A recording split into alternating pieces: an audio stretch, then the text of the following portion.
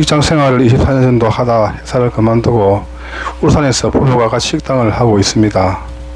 식당을 시작한 지 만 4년 5개월이 되었습니다. 장사가 잘 되지 않아서 중간에 업종을 변경해서 프랜차이즈도 해보았으나 빚만 더 지게 되었습니다. 지금은 거의 파산할 정도로 경제적으로 심한 고통을 겪고 있습니다. 식당을 몇 년 전부터 처분하려고 했는데 잘 되지도 않고 경제적 어려움만 가중되는 상황입니다. 작년 여름에 방송을 통해서 목사님의 법문을 처음 듣게 되었고 그 뒤 유튜브를 통해서 법문 듣고 카페에 가입해서 혼자 공부하고 있습니다. 저 혼자 정한 것이지만 건강경을 하루 7독 이상 읽으려고 하고 있습니다. 목사님, 어떻게 하면 저와 저희 가족이 이 경제적인 고통에서 벗어날 수 있을까요? 지금도 식당을 하고 계십니까? 네. 근데 적자는 아니잖아요. 먹고는 사실만 하시죠. 지금 버린 거 거진 다 까먹습니다. 다 까먹습니다. 적자가 돼요, 식당이? 예, 적자가 많이 적자는. 적자의 이유는 뭐겠습니까? 지금 부부끼리 하신다는 거 보면 그 노동력도 외부 두부 이러시는 것만큼 외부 사람들도 안 쓰시지 않겠습니까? 원인은 손님이 많이 없다 하는 그게 가장 원인일 것 같습니다. 그럼 4년 하셨다고 그랬죠? 예. 4년 내내 안 됐습니까? 또는 잘 될 때도 있고 또 안 될 때도 있었습니까? 그것은 4년 내내 안 됐습니다. 안 돼가지고 처분을 하려 했는데 처분도 안 되고 발목을 잡고 있는 상황입니다. 가게는 물론 직접 가지고 계신 거죠? 세를 얻으신 건 아니죠? 세를 얻어서 있는데 네. 지금 보증금을 지금 월세를 못 내서 보증금을 까고 있습니다 지금. 근데 칠독을 했는데 어떤 변화가 있습니까? 전혀 변화가 없고 여전히 힘들고 어렵습니까? 지금 같은 상황이면 많이 좀 힘든 상황이고 변화는 별로 없는 것 같습니다. 근데 왜 그런 것 같아요?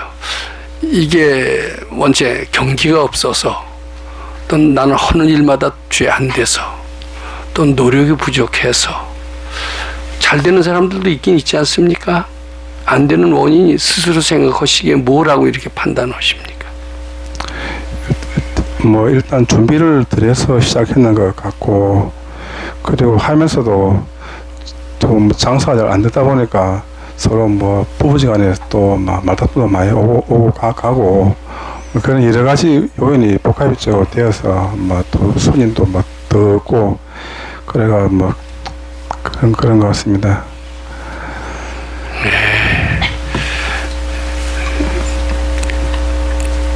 보통 이제 저도 식당을 좀 해봤습니다만은 식당이 잘 되는 비결이 뭐냐라고 이제 그 장사하는 사람들끼리 이제 얘기들을 많이 합니다. 그럼 우선 첫 번째는 음식이 맛이 좋아야 된다. 뭐 두 번째는 친절해야 된다. 또 요새 같으면은 주차 사정 등 이런 주의 이제 그 부대 시설들이 충분히 고객을 만족할 정도로 갖춰줘야 된다는 등등 여러 가지 성공 요인을 꼽습니다. 이제 그런 것이 잘 갖춰져 있을 때는 식당이 잘 되지만 그런 것이 잘 안 갖춰져 있을 때는 식당이 안 된다라고도 그렇게 얘기들을 합니다. 근데 그것은 이제 보통 사람들의 진단이고요. 발근이는 어떻게 진단하느냐 하면은 식당이 왜 안 되느냐 하면은 음식이 맛이 없어서 안 되는 것도 아니다. 친절하지 않아서 안 되는 것도 아니다. 부부끼리 자꾸 불화해서 안 되는 것이 아니다. 즉 세상 사람들과의 진단과는 좀 다르게 내릴 것 같습니다. 즉 나의 부정적인 마음, 비관적인 마음, 그것이 식당을 안 되게 하는 것이다. 대개 이렇게 진단을 내릴 겁니다. 그럼 식당을 잘 되게 하는 방법은 무엇입니까? 이렇게 또 이제 우리가 여러 가지 의논도 하죠. 그러면 보통 세상 사람들이 생각하는 것처럼 음식이 맛이 뛰어나고 뭐 이래서 되는 것은 아니다. 이렇게 진단하실 거예요.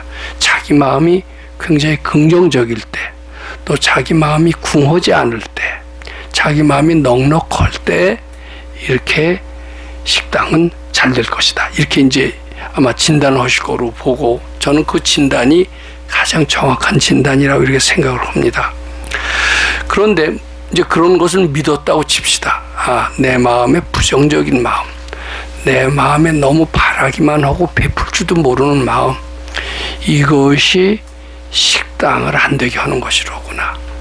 어떻게 하면 긍정적이고 낙관적인 마음을 가질 수 있을까? 어떻게 하면은 손님한테 매어 달리지 않고 그리고 베풀어주는 마음을 가질 수 있을까?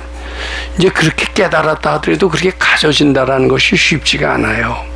이제 거기에 우리 금강경을 독송하고 이제 이럴 필요를 느끼는데, 우선 저는 뭐 식당을 자꾸 팔려고 하신다고 하는데, 지금 이게 김 선생님께서 지금 식당을 팔고 딴 거 하셔도 저는 그렇게 꼭 성공한다라고 보질 않습니다. 이게 이제 식당을 꼭 유지하시되, 그 식당을 하는 그 사고 방식을 바꾸시기를 권하고 싶습니다. 근데 어떻게 바꾸느냐? 금강경을 7동을 하시더라도요, 이 식당을 해서 식당이 어떻게 경제적으로 번영을 해서 돈을 잘 벌어서 나 잘 될까? 대개는 그런 마음을 갖고 7독을 읽는 수가 많이 있습니다. 근데 그렇게 한다고 장사 잘 되질 않아요. 마음이 급하게 7독을 읽으면 읽을수록 거의 하나도 효과가 없다라고 봐야 됩니다. 우리 공부는 그냥 금강경만 7독하는 게 아닙니다. 반드시 동반되어야 되는 것이 있습니다. 나의 현실적인 현재 상황, 이제 경제적인 어려움이 착각인 줄 알고, 그 착각이라고 말씀해 주시는 부처님의 말씀을 공경하는 마음이 꼭 동반되어야 됩니다. 즉 부처님에 대한 공경심과 현재 어려움이, 현재 난국이 착각이라고 하는 두 가지죠. 근데 이 둘은 하나로 묶을 수가 있습니다. 부처님께 대한 지극한 공경심만 있으면, 부처님이 뭐라고 그러셨어요? 네 현재 어려운 것은 참이 아니다. 네가 그렇게 생각하고 있을 뿐이다. 네 생각을, 이게 참이 아니고 이 어려움이 참이 아니고 항상 가짜다라고 생각하고 즐겁게 부처님의 말씀을 믿고 바칠 수만 있다라면 네 속에 무한한 보배가 발견될 것이다. 아마 부처님 그렇게 얘기하실 것 같습니다. 근데 그것을 믿으셔야 되는데 잘 안 믿어지죠. 그러니까 조건 없이 어떻게 자꾸 잘 되려고 하시지 말고 조건 없이 금강경을 읽는 이런 마음을 가지시길 바란다라고 말씀드리고 싶습니다. 저는 지금 현재 난국을 타개하는 길은 부처님 공경심을 내면서 내가 잘 되려고 금강경 읽기보다도 정성껏 우리 식대로 금강경을 읽어주시기 바랍니다. 제 생각에는 우리 식대, 작년 6월 달부터 읽으셨고 그 뒤로 법당에 와서 오셨거나 질문을 하셨거나 이런 적은 있으셨습니까? 5월 7월 달에 주중 출가 한번 했습니다. 주중 출가해서 내가 오늘처럼 수요일 날 와서 목요일 날 가고 한번 했습니다. 수요일 날? 7월 달에. 그러니까 주말 출가는 아니고 주중 출가를 했었고, 그러면 그때 뭐 여러 사람의 질의응답을 들을 기회도 좀 주셨겠네요. 예. 혼자 와서 공부하시고 하신 거니까. 저 같이 왔습니다. 울산. 이런 식으로 예. 따라오셨죠? 예, 근데 항상 이 공부는 나 잘 되기 위해서 하는 공부라고 하면은 그렇게 효과를 보기가 어려워요. 왜냐하면 부처님의 마음이 나한테 임하지 않거든요. 근데 조건이 없이 그런 마음을 연습하셔야 됩니다. 부처님 공경하는 마음, 아무 바라지 않고 그런 부처님 공경하는 마음을 낼 때 내 마음이 그 순간 부처님 마음이 됩니다. 부처님 마음이 되면서 난국이 없어져요. 그 어둠에서 벗어나실 수가 있습니다. 근데 이 건강경을 읽어도요, 나 잘 되려고 읽고 욕심으로 읽고 이런 경우에는 별 효과가 없을 수가 있어요. 근데 진실로 부처님 공경하고 내 어려움이라는 것은 착각이고 본래 없는 것이다, 이렇게 믿으시면서 정성껏 다시 한번 해봐 주시기 바랍니다. 그리고 다만 내가 이렇게 먹고 살 것도 전혀 없는데 어떻게 남한테 베풀며 또 부처님한테 어떻게 공양을 할 수가 있을까, 이런 생각이 드실 수 있습니다. 저도 참 어려울 때 많이 그랬습니다. 근데 그런 생각을 가지고 굉장히 인색해집니다, 마음이. 근데 인색해진 마음은 장사를 좀 더 어렵게 하는 것 같아요. 그래서 다만 수입의 10분의 1 또는 수입의 10분의 1이 아니더라도 다만 얼마라도 자꾸 주는 연습을 하면서 억지로 이게 복을 좀 지시는 것은 이 장사의 어려운 국면을 전환하는 데 굉장히 도움이 될 것으로 이렇게 생각을 합니다. 또 한 가지는 이런 방법도 있는 것 같아요. 이게 굉장히 장사가 안 되고 상당히 심각하신 것 같습니다. 아주 미칠 지경이다 이럴 수가 있어요. 그럼 다른 사람의 어려운 게 눈에 들어옵니까, 안 들어옵니까? 누가 와서 거지가 와서 적선을 요청했을 때 그 적선에 응할 생각이 나겠습니까, 안 나겠습니까? 야, 내 밥 먹기도 힘든데 너희들 도와줄 틈이 어디 있느냐, 그런 게 눈에 들어오지도 않을 겁니다. 근데 저는 가능한 대로 아무리 어렵더라도 나 살기 위해서 방방 뛰시지 말고요, 이런 기도를 해보시면 어떨까 싶어요. 나처럼 어려워서 고통받는 모든 사람들이 그 고통을 해탈탈겁해서 부처님 전에 환희심내서 복마해지길 바로. 아무리 어려워도 다른 사람의 어려움은 아예 외면한 채 나만 살려고 오로지 돌진하는 이런 자세로 가지지 말고, 아무리 어려울 때라도 나도 어렵지만은 나처럼 어렵게 사는 사람들이 굉장히 많을 것이다. 난 내 고통을 벗어나는 이런 기도를 하는 것도 물론 필요하겠지만, 그것을 아마 이기적인 기도라고 그렇게 법문에서는 얘기한다. 나 잘 되려는 이기적인 기도를 하면은 그건 부처님 마음을 연습하는 게 아니다.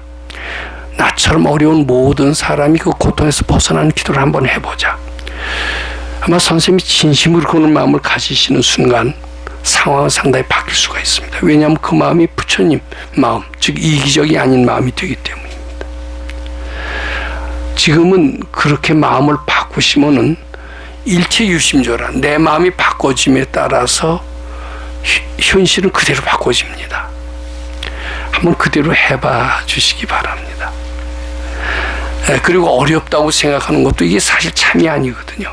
이게 착각이라고 생각하고 자꾸 부처님께 바쳐주시기 바랍니다. 그러면 바뀔 수 있어요. 왜냐하면 내가 복도 만들고 내가 재앙도 만들기 때문에 내 마음이 부처님을 향할 때 복을 끌어들이는 거고, 내 마음이 탐진치를 향할 때 재앙을 끌어들이는 것인데, 그건 나의 마음가짐을 어떻게 가지느냐에 따라서 나의 운명도 결정된다, 이렇게 보시면 좋을 것 같습니다. 그리고 많은 성공 사례들이 있어요. 다른 사람들의 질의응답에서 좋은 교훈을 찾으시기 바랍니다. 예, 감사합니다, 목사님.